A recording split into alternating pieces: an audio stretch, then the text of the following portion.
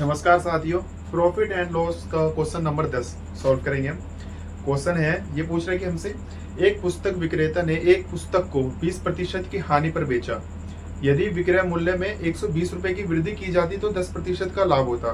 तो पुस्तक का क्रय मूल्य क्या है, सीपी क्या है। आइए इसे सॉल्व करते हैं।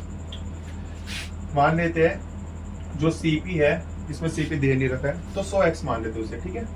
100x बोले कि एक पुस्तक विक्रेता ने एक पुस्तक को 20% की हानि पर बेचा। एसपी मतलब 20% की हानि पर बेचेगा तो इसका आएगा 80x। इतने पर इसने बेचा। यदि विक्रय मूल्य में 120 रुपए की वृद्धि की जाती तो 10% का लाभ होता। 10% का लाभ होता, ठीक है।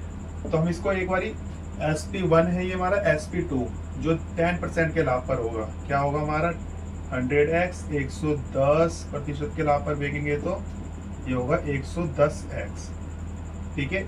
इस कंडीशन में हमें क्योंकि दो दे रखी है, क्योंकि 120 की वृद्धि पर बिकवा रहा है और एक जो बिकवा रहा है 20% के लाभ पर, तो SP1 SP2, ठीक है।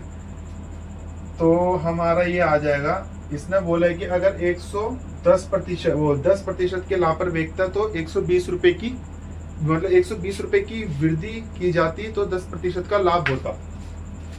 तो हमारा ये दो सीपी आ गए, तो मतलब कि SP2 minus SP1 is equal to 120। SP2 क्या निकाला हमारा साथियों, 110x माइनस SP1 है 80x बराबर में 120, ठीक है।